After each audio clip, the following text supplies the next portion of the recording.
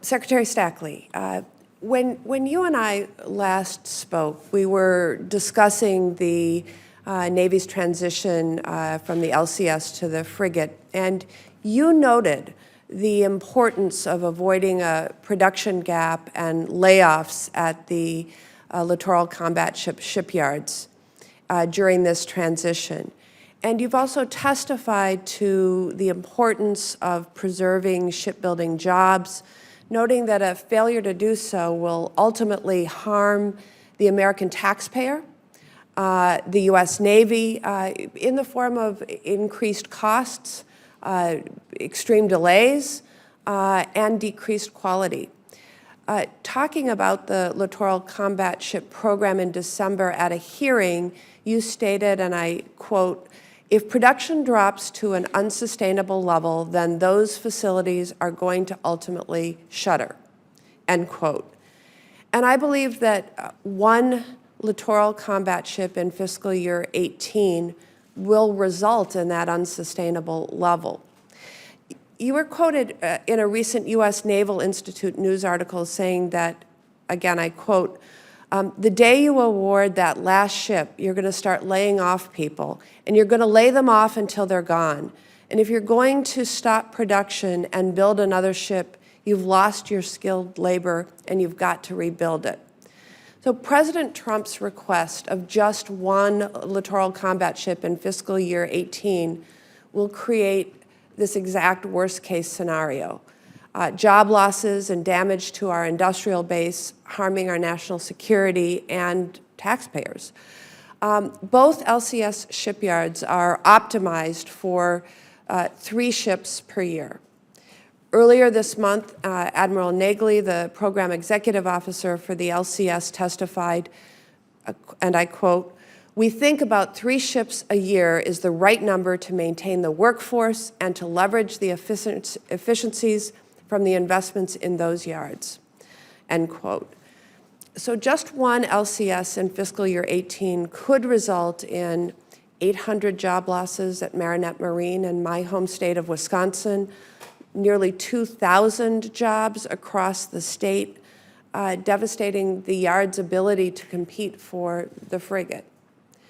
I wrote to President Trump warning him of this result and urging him to fund 3 LCS ships in fiscal year 18. And I would ask for unanimous consent to enter that letter in the record.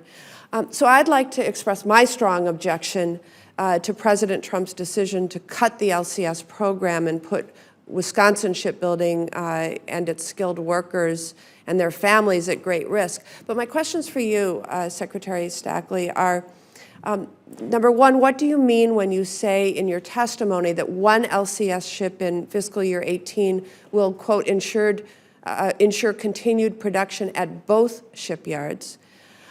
Number two, what does continued production look like in this case? Because I see a lot of skilled Wisconsin workers that will be out of work. And 3, how do you reconcile your earlier statements with the harmful consequences that will come if, from the President's budget request for only one littoral combat ship? Yes, ma'am. Let me, I'll go back to my opening remarks and walk through. Just first off, I stand by every statement that you just quoted in the past. The health and welfare of our industrial base is critical and central to our ability to build the fleet that we need going forward. The challenges that we have in 2018, our number one priority has been, and we've been emphatic about this, to restore our readiness, not to do it at the cost of procurement and modernization, but in 2018, budget-wise, we don't have the capacity to grow in terms of procurement and modernization. That becomes a 2019 budget issue that we've got to deal with through the Strategic Defense Strategy Review.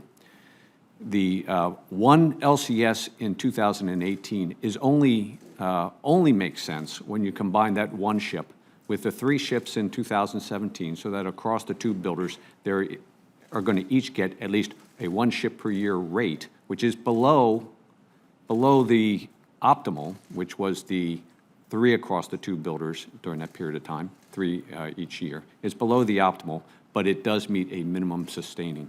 Today, across the program, the two builders have completed 10 LCSs, effectively completed 10 LCSs. With the 2018 budget request, that brings the total program up to 30 LCSs, which means that there are 20 ships in the backlog across those two shipbuilders.